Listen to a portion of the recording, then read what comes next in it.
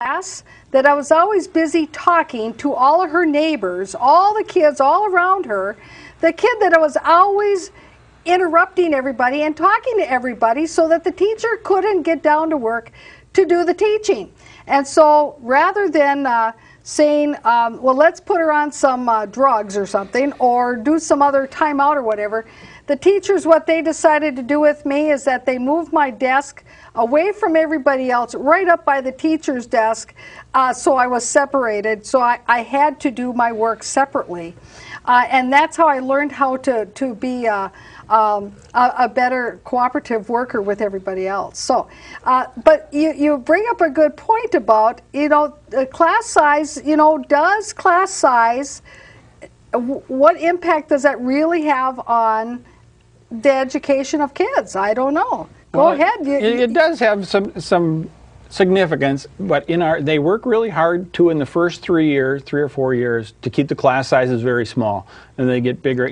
They assume by the time you've made third grade, you can do a little math and you can do a little reading. So you've got your core down, and you're building on top of it, so they can go more to a lecture than the individuals. But these kids nowadays, they're not sitting like we were sitting there with 5 rows, 5 deep, and you sat there all day and listened to a lecture and you worked on something and you listened to more lecture. They ain't like that anymore.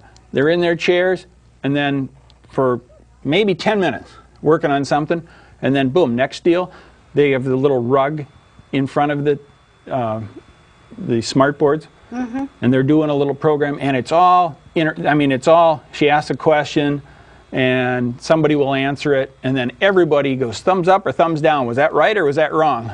And it's fascinating. And I can see where that teaching method can work for a lot of students, but I think it also is important then that the teacher identifies which students maybe that the lesson plan needs to be adapted a little bit differently for, maybe because they may not be particularly that kind of a visual learner perhaps, or maybe they do more memorization or whatever. But I think that some of the ways that students are taught today, I agree. I think it has changed, because I remember doing a lot more memorization. But the viewer brings up this other point about the ability of being able to learn how to do analysis, of kids having the ability of thinking things through and not necessarily just relying upon technology to do the work for them. I was really surprised. There's a lot of computers in a room, but in each classroom, there's only a computer there for the teacher in these elementary schools. Okay. And these kids are not sitting in front of computers all day, and they have the regular class, and then there's a 40-minute period every day where they do something different. They're either in the gym or they're in the music area. There's a math area that we were watching, and the math specialist was working with them, and he'd set up a problem and he'd have them working on it, and then he'd stop. How are you analyzing this? And they would say, what strategy are you using to find the solution? And the kid would explain how he's working through the problem. And just because he's working through it this way doesn't mean that's the only way. He may call on somebody else, and how are you working through the problem? Because he's walking around and he can see that kids are attacking the problem in different ways. Right. And so it not only gives them the idea that, there isn't just one way to do anything. So the kids are thinking a little bit, and it also exposes them to ways other people think. Right. Well, and I do think that that's important for our students, our children, to learn how to be analytical thinkers. Because I will say, certainly being an attorney, oftentimes I'll have young adults come into my office with problems or issues that they are facing where they're asking me how to help them. And sometimes there does seem to be not quite necessarily they know they need to analyze it, but they're not quite sure of all the factors to work through. So maybe there was a gap in time one time with the educational system where some of that was missing. But from what you're saying, it's sounding like they're trying to recapture some of that ability of teaching analysis to our students.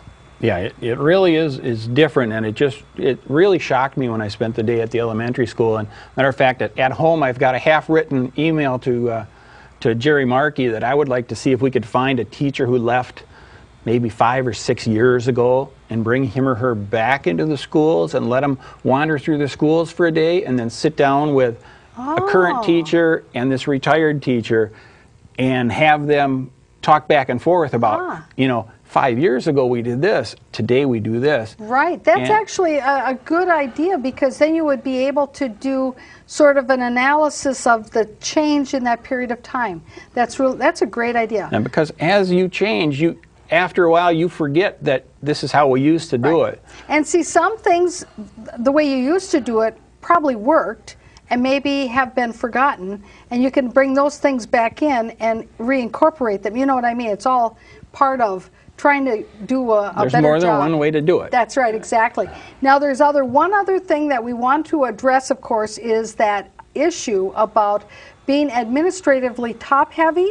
So hold that thought, because we have another caller on the line as well. So we want to get the callers' questions or comments, but we won't forget about the issue of being administratively top-heavy. So, caller, thank you for calling in.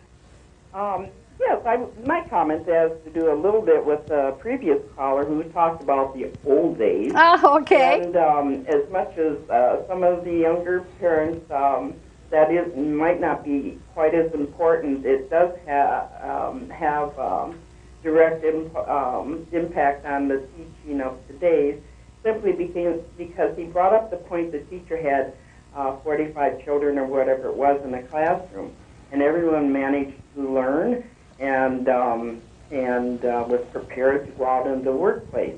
The difference, of course, is the teacher had the full cooperation of the parents. Believe me, if you didn't do what you're supposed to do, the parents were right there in support of the teacher. The other thing is that I remember my mother saying they had to have the Palmer pen method. If you didn't do it right, you got your penmanship wasn't just like it was supposed to. You got slapped across the knuckle with a ruler. Well, we know that wouldn't happen now. And the parents and teachers basically worked together. The parents supported the teachers, but they didn't necessarily take on assignments from the teacher. But they were in support of the teacher's efforts and expected their children to follow through. And of course, there was labeling that wouldn't probably fly nowadays. There were the squirrels, the robins, and the bluebirds. Well, we can almost guess where they were.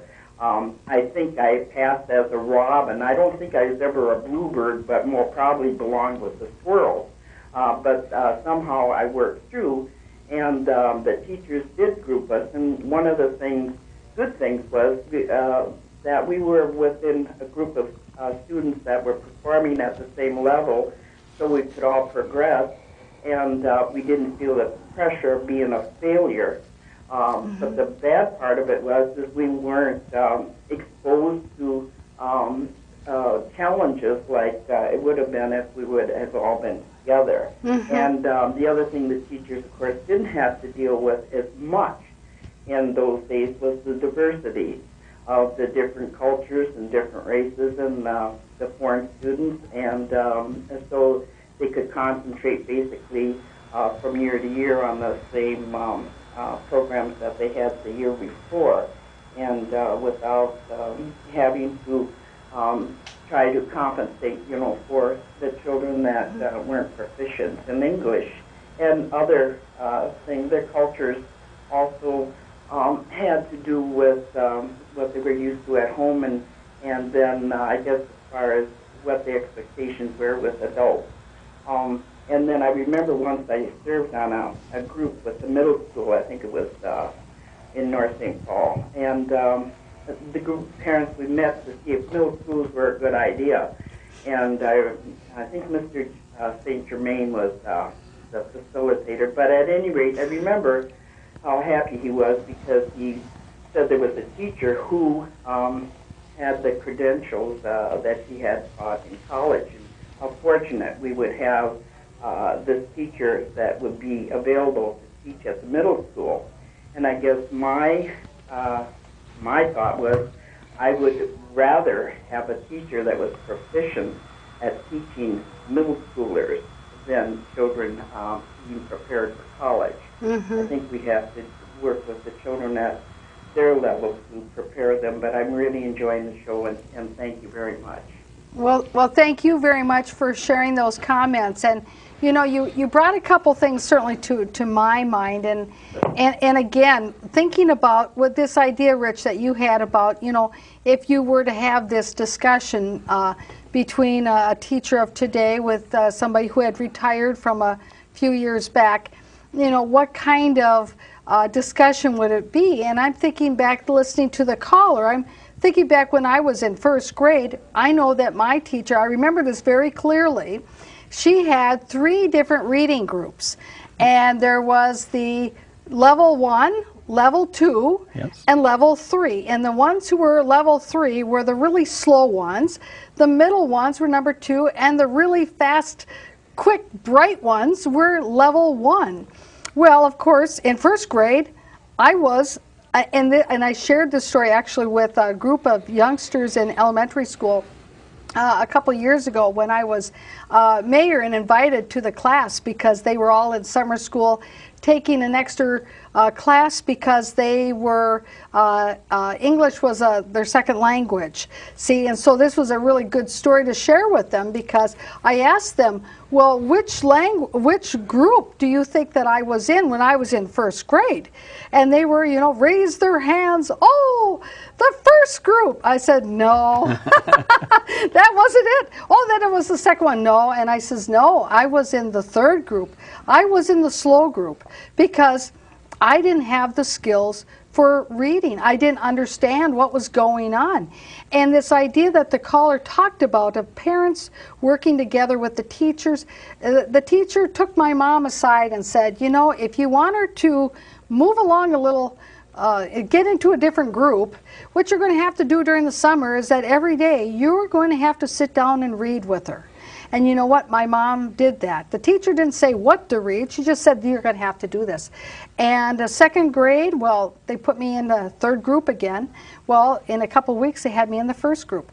But you see, this idea about students and their success is indeed, it can be very much hinged on that partnership between parents and teachers. Go ahead and talk a little more about that. Yeah, and specifically talking about reading, we were looking at how they desegregate, you know, they segregate these kids into the different reading levels, and on the computer they could see, look up these kids, here's the reading level they're at. So they group them together and they go into the library and they grab a packet of books, not just a book, there'd be a packet in groups of 6, and this would be a level V reading group. And so there could be up to 5 kids and 1 instructor. And, you know, everybody would read a little bit quietly, then they'd say, okay, you know, why don't you read, you know, the second, you know, read where you are, read until, you know, I tell you to stop. And so this kid would read where this kid happened to be, and so then the other kids could read along with them.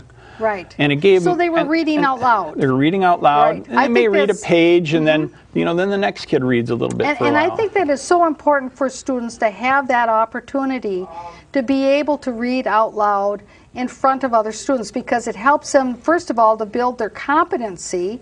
It also helps them to build their self-esteem, because it may be scary to start with, and they may feel very shy about it, but once they become more proficient, they'll become more self-confident.